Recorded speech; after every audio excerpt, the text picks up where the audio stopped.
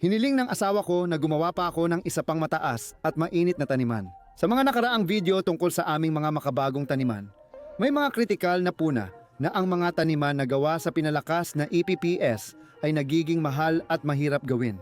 Para sa akin, mura at madali lang ito. Kaya para maikumpara ang gastos at hirap, gumawa ako ng bagong taniman sa tradisyonal na paraan. Dahil ginagawa ko ang lahat ng may puso at maingat na plano, masasabi kong nagtagumpay ako rito. Gumawa ako ng taniman na may mga kahoy na gilid na malamang ay tatagal ng higit sa 50 taon, hindi lang 5-8 taon, gaya ng karaniwang mga kahoy na taniman. Dahil gumamit ako ng makabago at bentiladong prinsipyo sa mga gilid na nagpapahaba ng maraming beses sa buhay ng kahoy.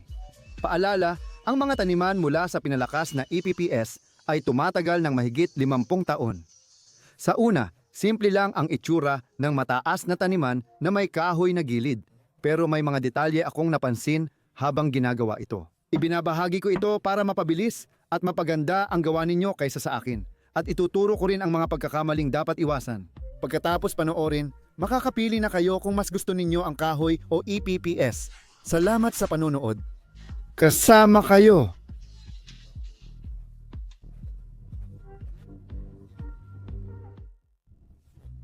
Kung ano ang kaya ko, kasama kayo.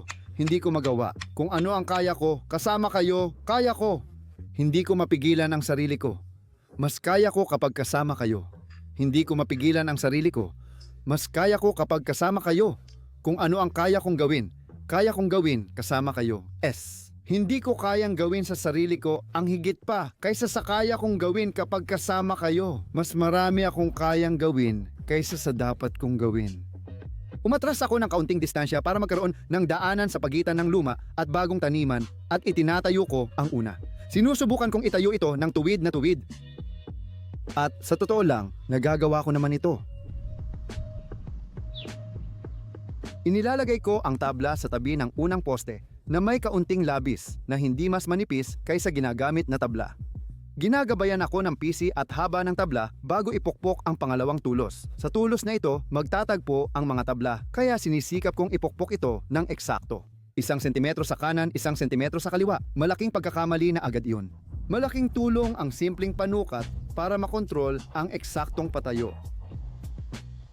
Dito ko agad naintindihan na mas madali sanang mag-drill ng mga butas habang hindi pa naitatayo ang mga tulos. Di na pwedeng tanggalin, dito na lang ako magbubutas.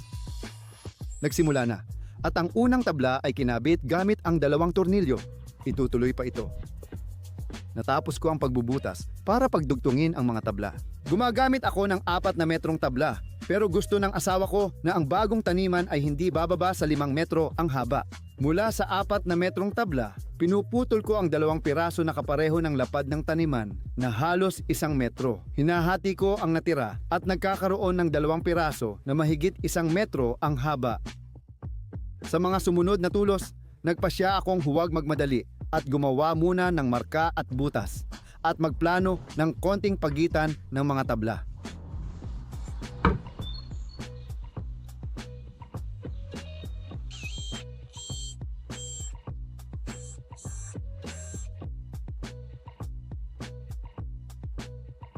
Gumawa ako ng hulmahang tulos kaya mas bumilis ang trabaho. Pangsulok na tulos, pakiusap. Tulos, walang problema sa pagdudugtong ng mga tabla, pero nagkamali ako kaya nagkaroon ng sobrang butas. Susunod, aayusin ko na. Ipinupukpok ko ang ikatlong suporta. Tinantiya ang layo nito mula sa una para magtagpo ang maiikli at mahahabang tabla. Para hindi na ako masyadong mahirapan sa eksaktong pagpukpok ng mga tulos sa tamang taas, naisipan kong huwag muna silang itodo hanggang sa kinakailangang taas. Inisip ko na makakatulong ito para hindi na ako mahirapan mamaya. Hindi ko na kailangang putulin o manghinayang kung sobrang lalim. Kapag napukpok at kulang ang taas, madali ko na lang ayusin. Ang hindi pantay na lupa sa lugar ay maaari ring magdulot ng mga pagbabago o abala. Kaya nagsimula akong mag-ayos hindi mula sa ibabang tabla, kundi sa itaas na tabla. Pagkatapos, inilagay ko ang mga gitnang pinagdugtong na tabla at saka ko lang inilagay ang ibaba. Ngayon, malinaw na kung gaano kababa ang buong gilid. Pero bago iyon, tinanggal ko muna lahat ng tabla at pansamantalang inalis ang gitnang hanay dahil nagkahiwalay na ito. Kasi kung nakakabit agad ang mga tabla sa tatlong tulos, baka hindi naging posible ang ganitong pagwawasto. Pagkatapos gawin ang pagwawasto, pinupukpok ko ang tulos hanggang sa tamang taas at tuluyan ko na itong iniscrew. Ngayon, malinaw na kung saan eksaktong dapat ipukpok ang huling tulos ng unang gilid ng mataas na taniman. Nagdesisyon akong huwag pahirapan ang sarili sa sobrang tumpak na pagpukpok ng poste. Kaya iniiwan ko na lang ng kaunting labis ang tabla. Mas mabilis na putulin ang mga ito sa tamang sukat pagkatapos. Ang pagsalubong ng mga tabla nang hindi sabay-sabay sa isang sulok, kundi magkakahiwalay, ay magpapataas ng tibay ng gilid ng taniman. Dapat hindi rin masira ang itsura o ganda nito. Ganito ko pinapalakas ang loob ko kapag kailangan kong sukatin ng eksakto ang distansya ng mga patpat. Sinusukat ko ang distansya sa pagitan ng dalawang poste na pinagdugtungan ng mga tabla. Hinahati sa tatlo. Pagkatapos, tinatandaan at itinatayo ko pa ang dalawang suporta. Gaya ng plano ko, sa tabla na higit 5 metro ang haba, 6 na tulos ang ginamit ko. Sa susunod na tabla, mas pinaghandaan ko ito. Sa karanasan ko, kailangan ng tulos na may 4 na butas na opsyon. May mga panulok, karaniwang panggitna para sa pagkakabit ng mga tabla ng gitnang hanay, at panggitna para sa itaas at ibabang hanay. Magkukwento ako ng kaunti tungkol sa napili kong material. Nakakita ako ng planken mula sa large na AB. May mga buhol pero hindi dapat malaglag. Walang large na tabla na lampas. 4 na metro ang haba, kaya bumili ako ng 9 na piraso. Para sa mga poste, bumili ako ng 12 metro ng hot-rolled na angle bar na 40 sa 40 mm na may kapal na 4 na milimetro. Ginandahan nila ang pagputol sa tindahan sa tig 2 metro, kaya kasya sa kotse ko. Di nagkasya ang mga tabla, kaya nagbayad ako ng dagdag sa delivery. Libre naman ang pagputol ng angle bar. Kaya hindi na ako nagkalakas ng loob at pinutol ko na lang ang 2 metrong piraso para gawing tig 1 metro. Noong nadiskubre ko ang bimetal na talim para sa lagaring bakal, muling nabuhay ang tiwala ko sa gamit na ito. Mas mabilis silang magputol kaysa sa iba. Option ito para sa mga hindi pa sanay gumamit ng grinder. Ibig sabihin, USHM o yung medyo natatakot pa dito. Madalas maalala ng tatay ko ang isang kwento. Yung kasama niya sa Sovietsky Konstruktorskoye Bureau na engineer-constructor din noong bandang huli ng Union of Soviet Socialist Republics o Siyam-na-pu-S nakakita ng natabunang high voltage na poste, parang tore. Sa ilang araw, nilagari niya at pinira-piraso bago iuwing bahay. Nakatulong sa kanya ang nakuha niyang bakal para umusad ang konstruksyon. Mga subtitle. Isang patong lang. Hindi ito pagpipintura, kaya pininturahan ko ulit ang mga poste.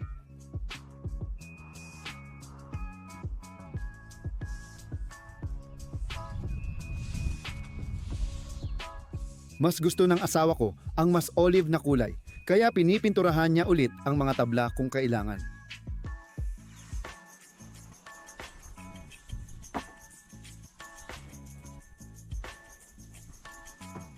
Wala akong malaking eskwa, kaya ginamit ko na lang ang natirang malalaking tile para makuha ang tamang anggulo. Kailangang ipukpok ang mga tulos sa unang subok. Kung lilipat ka ng 1 sentimetro pakanan o pakaliwa, hindi na sila tatayo ng matibay. Pag natapos mo na ang isang gilid, mas madali nang sukatin ang lalim ng pagpukpok ng mga poste. Napaka-komportable nito. Noong araw, si Sarayem ay may maliit na stock ng 6 na metrong natural na pinatuyong tabla. Kinuha ko ang tamang dami, pinakinis at pwede nang gamitin. Maginhawa at mas mura sana, pero naubos ang stock kaya napilitan akong bumili ng handang tabla.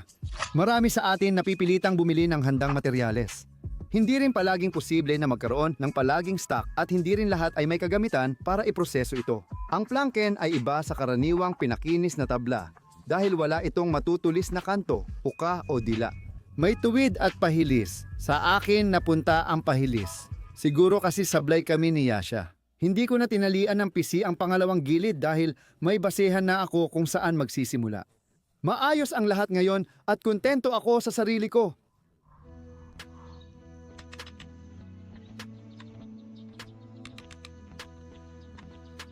Hindi ko ginamit ang parisukat na welded na profile na tubo para sa mga suporta dahil inisip kong mas madaling kalawangin ito kumpara sa anggulong bakal. May welding seam sa buong haba ang ganitong tubo na hindi halata pero naroon. Ang mga bagay na hinang ay mas mabilis kinakalawang at halos imposibleng protektahan ang loob ng mga poste mula sa profile na tubo. Pwede na para sa truss, pero mas okay ang anggulo para sa pagbabaon sa lupa.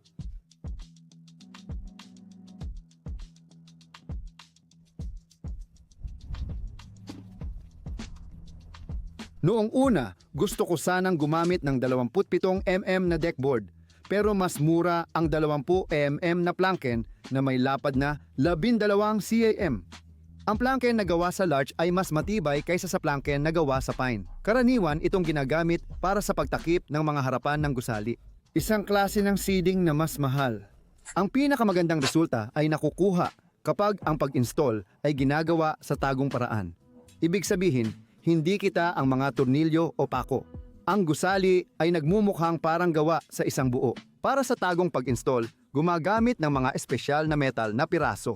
Sa kaso ko naman, mas madali pang gawin ang tagong pag-install. Kailangan lang ng mga tornilyo. Ang ginagamit ko ay 20mm ang haba at 3.5mm ang kapal. Mas malaki ang diameter, mas matibay ang kapit. Nalaman ko lahat ng impormasyon tungkol sa planken sa internet matapos ko itong mabili. Nung binili ko ito, parang mga tabla lang talaga para sa akin. Bakit larch at hindi pine? Mas mahal ng doble ang mga tabla ng larch kaysa sa pine. Pero kapag nakabaon sa lupa, ang larch ay tumatagal ng doble kumpara sa iba. Kahit isang bahagi lang ang direktang nakadikit sa lupa. Sa tingin ko, halos pareho lang iyon. Noong hindi ko pa napag-uusapan ang tungkol dito, akala ko ang larch ay tumatagal hindi lang ng doble kundi mas matagal pa. Pero lumalabas. Ganoon lang pala kapag nasa tubig ito. Sa unang tingin, parang walang natitipid. Mas mahal ng 2 beses at tumatagal lang din ng 2 beses. Pero siguradong may natitipid sa paggawa. Ang pagtatanim ng pino ay kailangang ulitin ng 2 beses. Pero ang larch, 1 beses lang. Ang pagod natin ay pera rin.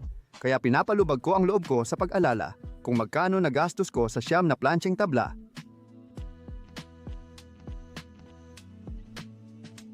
Mas malinaw ngayon na mas mahal ang ganitong taniman kaysa sa pinoplex na taniman. Pero minsan kailangan ding baguhin ang direksyon ng pagkamalikhain.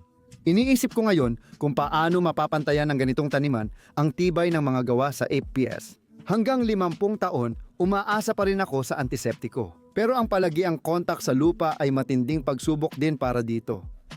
Hindi rin pinakamainam protektahan ang mga tabla sa loob gamit ang rubberoid. Sa lugar ng kontak, palaging may hindi natutuyong kahalumigmigan. Sa lugar ng kontak, palaging may hindi natutuyong kahalumigmigan.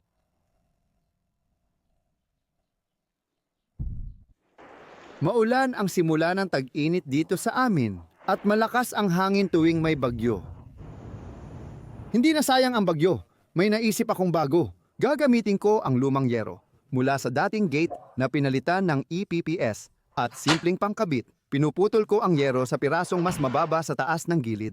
Ganito ang magiging itsura nito. Walang direktang kontak ang metal sa mga tabla at may sapat na pagitan para sa magandang ventilasyon. Para maging pantay ang pagitan, ini-screw ko ang mga mani gamit ang self-tapping screws sa mga tabla. Hindi naman kailangan ng mani, pero nakakatulong ito para mabilis makuha ang tamang distansya. Ang nakausling bahagi ng self-tapping screws, kung saan sasandal ang profiled sheet, ayos lang dahil mura lang ang mga mani. Ini-screw ko ang sheet sa mas mababa at mas mataas na bahagi ng improbisadong suporta. Matibay naman lahat. Sigurado akong may mas simpleng paraan para gawin ito. Naalala ko ito. Sa mga ibabang tabla malapit sa lupa, nag-iwan din ako ng maliit na pagitan. Parang naramdaman ko na may maiisip akong paraan. Kaya ang mga tabla, mula sa nakabaon na kondisyon, ay napupunta rin sa parehong paggamit gaya ng mga tabla ng bakod. Ang bakod na gawa sa Siberian larch, na pinroseso ng antiseptiko at pininturahan ng imported na pintura, ay tatagal ng 50 taon. Gumawa ako ng template na sheet kaya bumilis ang pagbabarena ng mga butas.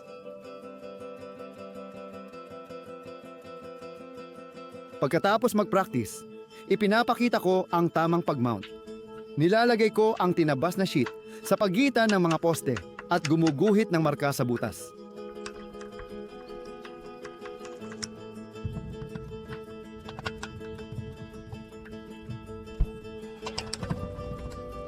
Inaalis ko ang sheet, mga subtitle.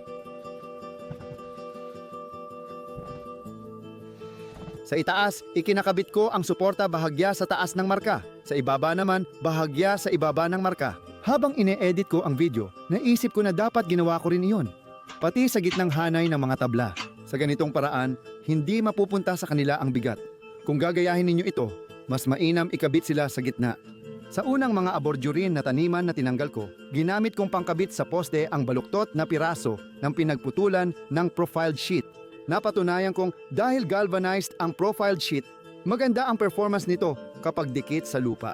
Bukod pa rito, epektibo rin itong pumipigil sa moisture evaporation sa gilid tulad ng EPPS. Hindi komplikado ang pagtataniman, madali lang i-layout gamit ang PC, tiles at bubble level. Nagdesisyon akong takpan ang pagitan ng kahoy at metal gamit ang isang bagay. Nagpunta ako sa construction hypermarket at nag-ikot sandali at bumili ako ng mga anggulo na 50 sa 50 mm gawa rin sa parehong profiled sheet.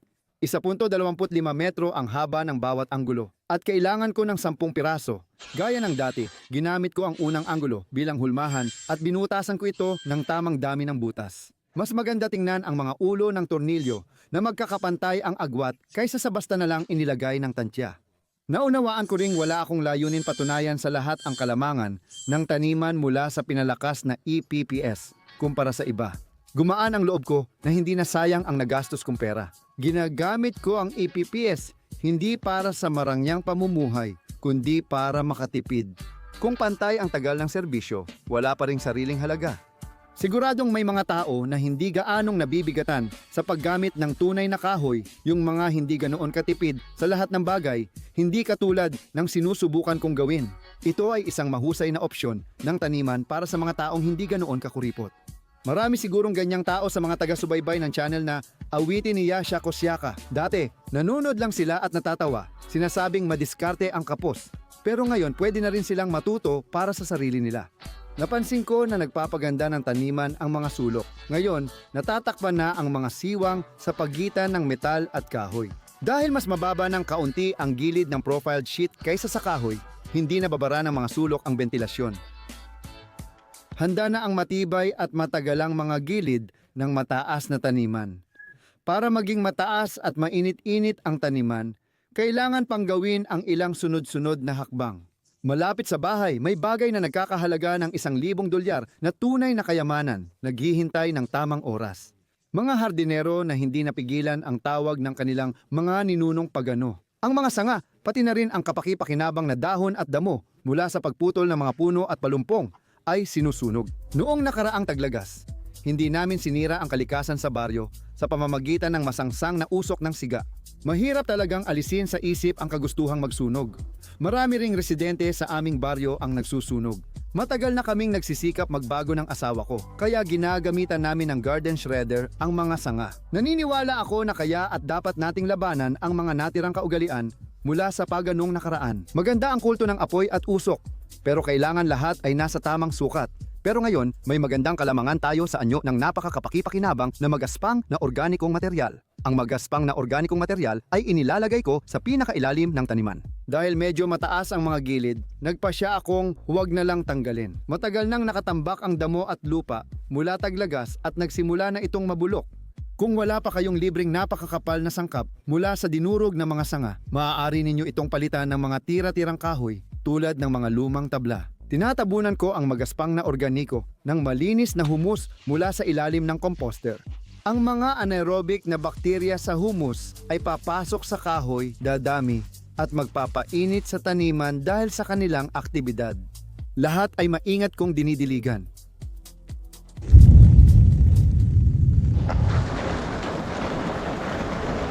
Kami, mga Belarus, mga inapo ng mga ninunong pagano, kahit matagal nang tinanggap ang Kristyanismo, ay patuloy pa ring pinananatili ang di nakikitang di maputol na ugnayan sa mga puwersa ng kalikasan. Yan ang naisip ko nang dahil sa masaganang pagdidilig ko, tila nagdulot ako ng malakas na bagyo. Mukhang may sama ng loob sa atin ang kalikasan dahil sa kung anuman. Dahil bumagsak ang malalaking yelo mula sa langit, mapanganib talaga ang lugar na ito para sa pagsasaka.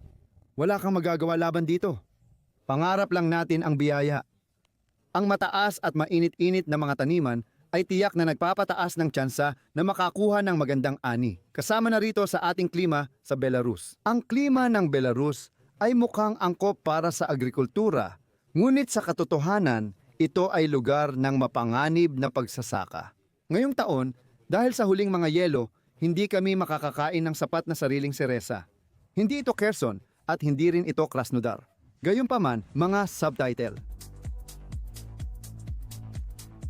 Ang mabuting nabasang masa nang hindi tinatamad ay tinatapak-tapakan ko. Ang mga subtitle ay ginawa ni Dimatorsok.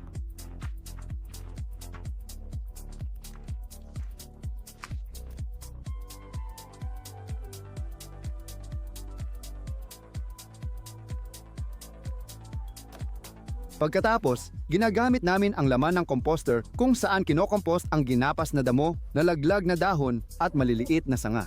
Ang ganitong biomass ay tinatawag naming katamtamang organiko. Nagsimula na ang composting pero hindi pa matagal. Kung hindi ako nagmadali at agad nilagay ang huling harang, sana na ipasok ko pa ang kariton sa taniman. Dahil nagmadali ako, ngayon mano-mano ko na lang ginagawa.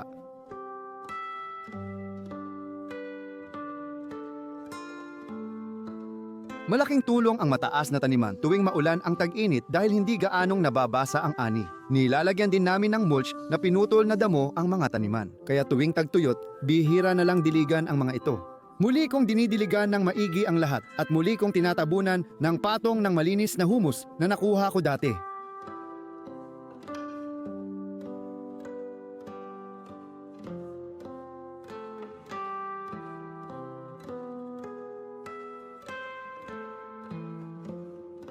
Sa wakas, nakarating na ako sa pinong organikong material. Heto na siya, halos humus na. Maraming earthworms dito. Ngayon, hindi na sila titigil sa pagtatrabaho sa bagong taniman. Sa aming mga mataas na taniman, laging malambot ang lupa at hindi na kailangang bungkalin pa. Tulad ng inyong naintindihan, ang paggawa ng mataas na taniman ay nangangahulugan na pagkatapos ng magaspang na organiko, ilalagay naman dito ang laman ng compost bin sa kabaliktarang pagkakasunod-sunod.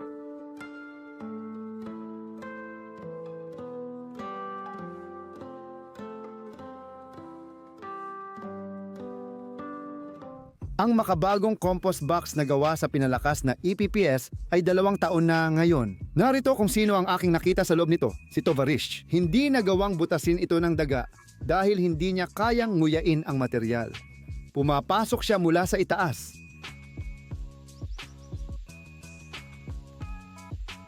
Kinuha niya ang bahagi ng laman at hindi na makakatakas ang daga.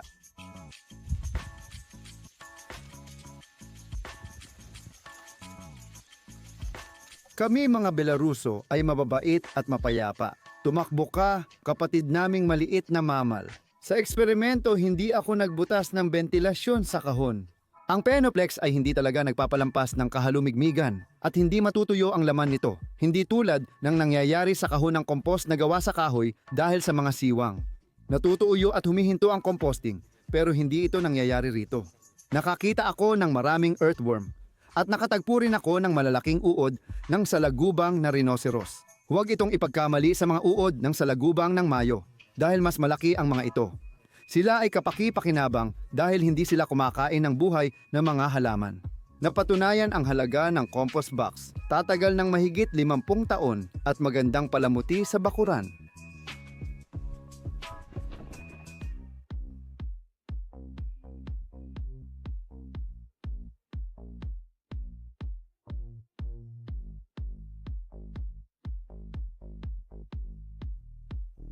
Para masigurado ang tibay, nagdesisyon akong pagdugtungin ang mga gilid gamit ang galvanized threaded rods para hindi maghihiwalay ang mga ito.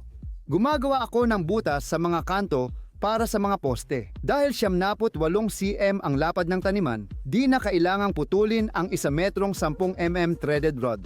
Hindi rin kailangang bungkalin ang taniman kaya di makakaabala ang mga rod. Para sa akin, mas matibay ito kaysa sa mga tornilyong iniikot mula sa loob kung hindi mo naman inuuna ang itsura. Halimbawa, gumamit ng karaniwang bolt na pangmuebles na may malalaking bilog na ulo at matibay ang kapit ng tabla sa bakal. Kung hindi naman importante ang ganda, mas mabuting gumamit ng mga bolt. Malalaman natin sa paglipas ng panahon, tinatabunan ko ng humus na may halong lupa ang maliliit na organikong bagay.